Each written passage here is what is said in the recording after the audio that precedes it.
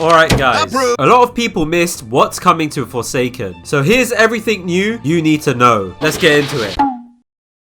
Now, something a bit different has been happening recently, and that's skins actually getting swapped between characters. As of now, it has been announced that this will be happening to the Spy 007 and 7 skin. This change caught a lot of people off guard, but we now know that Isaac is planning to move the skin over to 2-time, along with another noob skin that hasn't been revealed yet. And honestly, this change does make some sense. When you actually look at the characters like 2-time, they are a lot more similar to Spy than 007 and 7 is. Even though Spy's main weapon in Team Fortress 2 is a knife, the overall style and playstyle fits 2-time much better. So from a design perspective, this swap actually lines up. However, this is where the controversy comes in. A lot of players are pointing out that there are already multiple medic type skins. Like with this, there's the Dr. Ludwig skin. And then Duseka also has a medic inspired skin as well. So people feel like 2-time is getting too many similar concepts, even though these characters aren't directly related to Spy and have completely different abilities. On top of that, many players just don't like the idea of 7 and 7 losing more skins. Some people have even gone as far as creating their own concept of how Spy could work on 2-time by taking the 7 and 7 design and adapting it, and surprisingly it actually does look pretty good. Still, not everyone is convinced. A lot of players are saying they don't want to be forced into using 2-time just to play as Spy, and some think it could ruin the skin unless changes are made, like giving the second life a completely different color to make it stand out more, so it's not exactly the same. Interestingly, Executioner was also working on a detective skin for Chance instead, which many people thought really looked good. However, from this, it has led Executioner to give up on this idea. Now that Spy is coming to 2-time instead, so we probably won't see this finished redesign from them. While this does make sense from a design standpoint to base it on what actually works, could there be more swaps for other skins that characters should have?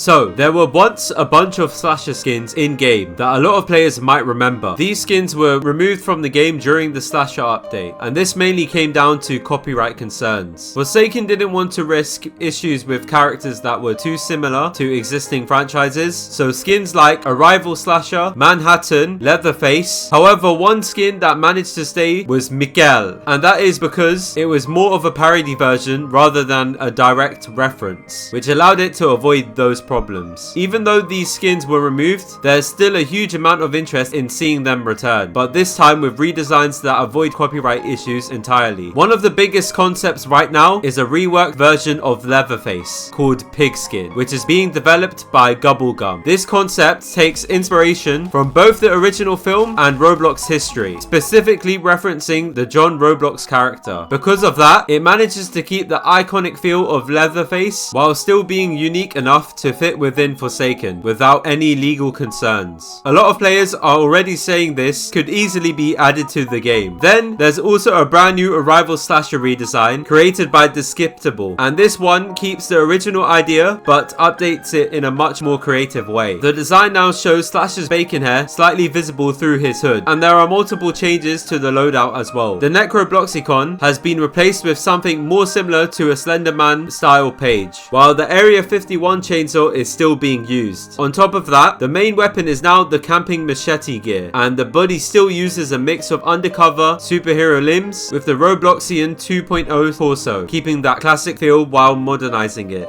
What's even more interesting is that one of the developers actually showcased this concept recently, which basically confirms that this version is planning to return to the game. So it's clear that the Forsaken team is aware of these redesigns and is open to bringing them back in a new form. If these concepts do well, we could easily see more of these old skins coming back in the future. Even though we don't have an official announcement yet for the next major update in Forsaken, especially with a brand new killer that will probably arrive, a lot of people are already speculating on what's coming next. Right now, the two most likely killers seem to be AZURE or Doombringer, as these are easily some of the most popular killers that players have been waiting to see added into the game. Of course, there's always this slight concern that it could end up like the Nosferatu situation, where a completely unexpected killer drops before the ones people people are actually anticipating. But based on everything we're seeing right now, Azure and Doombringer still seem like the most realistic options. What makes this even more interesting is that Isaac has actually asked the community to start sending in their own fan-made skin concepts. Not just for Azure, but for other killers as well. So if you have ever wanted a chance to get your own skin into Forsaken, this is probably the best opportunity you're going to get. And looking at the submissions already, there are some insanely detailed concepts being made. A lot of players are putting in serious effort that genuinely look like they could be sold in the shop. For example, Isaac even responded to a Core Blocks Zombie King concept, which is based on different Core Blocks items from Roblox. The design fits perfectly with the killer and even includes clear references, so it doesn't feel random at all. We've also seen concepts like an Ozymandias Doombringer skin, which takes inspiration from multiple Roblox items, but still manages to fit the overall theme of Doombringer. Then there are more creative ideas, like a meadow or ethereal garden Azure skin, which matches the sort of blossom theme we've seen with other skins like Spring 2 Time, making it feel like it belongs in the game. Another fan favorite is the Alice in Wonderland inspired Azure skin, which is based off of Cheshire Cat, which surprisingly works well with this character's design. And then we've even got ideas like Executioner's Dr. Octopus concept for Azure, which looks incredible, but realistically it might not make it into the game due to copyright concerns. It's clear that Forsaken is already preparing heavily for the next update, even if we don't have a confirmed release yet.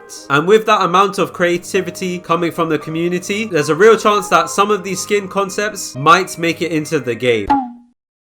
Alongside all the redesigns we've been seeing recently for skins that were either removed or are getting replaced, there's another one that a lot of people completely forgot about, and that's the Missing No Nolly skin. This was originally based on the Missing No sprite from Pokemon Red and Blue, and it was actually one of the more popular skins last year when it was just a fan-made concept that made its way into the game. But now it's officially getting a full redesign, and what we've seen so far, it looks like a pretty big upgrade while staying true to the original idea. Isaac recently shared the new design in the Discord, and the changes are immediately noticeable. The skin now has a much more orange color scheme, while still keeping that glitch-like pixelated effect on the right side of Nolly's face. On top of that, there are now these skeleton or almost tentacle-like wings coming from the back. They were there once before, but they look way better in the previous design. We even got to see a part of the hallucination laugh animation. So this skin is much more ahead than what we expected. And it's not just the model that's changing either. The Void Star is also getting an update, where it will now include extra trinkets and cycle through different objects when thrown. This is similar to how JX1DX1 used to function, which adds a lot more variety and makes the skin feel more complete. Because of all these changes, a lot of players are actually really happy with how this redesign is turning out, since it feels like a proper upgrade rather than a simple rework. There are also a few extra details worth mentioning. One of the biggest things people are hoping for is a chase theme, because Vlad actually made a chase theme for this skin, but then it never got released. So with this new version, there's a good chance that we might finally see it added in. As for why the original was removed in the first place, it was mainly because of the original owner, Robin, as they didn't want their work to be in-game anymore. Of course, not everyone is fully satisfied. Some players feel like the corruption aspect doesn't look glitchy enough, especially since Missing No is known for that broken, distorted style. Others have pointed out that this version actually resembles the Pokemon Green version of Missing No more closely, which does make sense given the color scheme. Right now, there's no exact release date, but with another update expected soon, there's a good chance we'll see this alongside other reworked skins.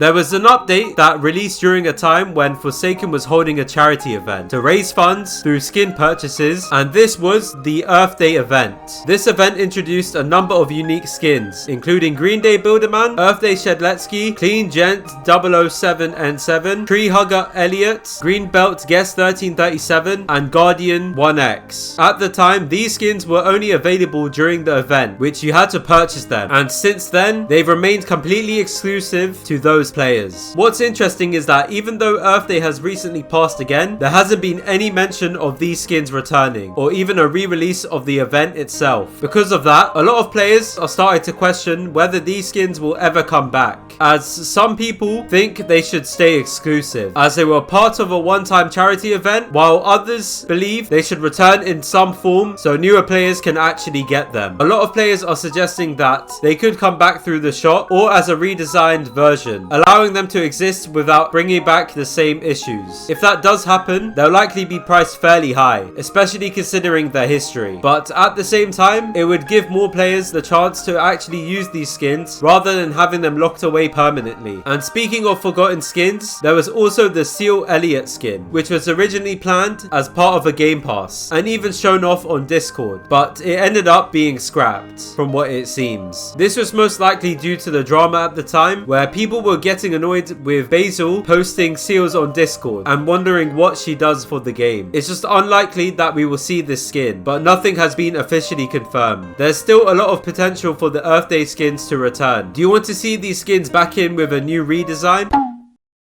There are a couple redesigns and removals happening as well. The Demise Nolly skin has been removed completely and is being reworked into something new. From what we've seen, it looks like it could be turning into a Windows-style virus-like concept. At the same time, the recently released Easter Ripper Slasher is also getting a full redesign. This one is expected to be based on the Egg Hunt 2018 Roblox event, so we can see this new redesigned version fairly soon. Something that a lot of players might have completely forgotten about is the Slasher and Guest 1337 LMS theme. A lot of people thought that this was going to come out during this time, and many people were hyped up about this. However, this ended up never coming out. The main reason for that was because it was believed that there wasn't any real lore connection between Slasher and Guest 1337, so the team decided to not move forward with it. However, things have changed. Voxov has now confirmed that this theme is actually being worked on again, which means after nearly a full year, we could finally see it added into the game. A lot of players are happy about this, especially since LMS themes are something that the community always enjoys. But at the same time, some people are a bit frustrated because they were under the impression that this was completely scrapped, since there wasn't much communication about it, which caused people to feel distrusted from what was earlier said about the LMS theme. Now looking at the theme itself, there are already a few discussions around how it should actually work. One of the main points people are bringing up is the length. Many players don't want the theme to be too long, as they're hoping it stays around the usual 1 minute and 15 seconds. That way, it still fits the pace of the game and doesn't drag out matches where the killer needs to finish quickly, or the survivor needs to survive for that amount of time. The situation has also brought back attention to a character that a lot of people had forgotten about, which is Guest 1458. Some players are now asking whether this character is still planned, especially with all the talk around the Star Glitcher concept. For context, Guest 1458 is tied to the Bacon Empire storyline, where guests were essentially wiped out, and there's supposed to be some deeper connection between Guest 1337 and Slasher involving the whole Star Glitcher idea. Because of this, some players think Guest 1458 would actually make more sense for an LMS theme instead of Slasher, since 1458 fought alongside 1337. But that's where the debate comes in. Others argue that LMS themes usually work better when there's conflict between the characters and not when they're on the same side. So in that case, Slasher and Guest 1337 still make more sense to have this LMS theme. There have been ideas thrown around for how Guest 1458 could still be used, like changing the character entirely or reworking them into something new, such as a different identity or still keeping towards their current design. But as it stands, Slasher and Guest 1337 are still the most logical combination for this theme. It's good to finally see something that was basically forgotten about and is now coming back into development, and hopefully we'll get to see more updates on both the theme and the Star Glitcher concept soon. So, Forsaken are already preparing way more for this next update. What do you want to see in game? And subscribe and like for more content like this.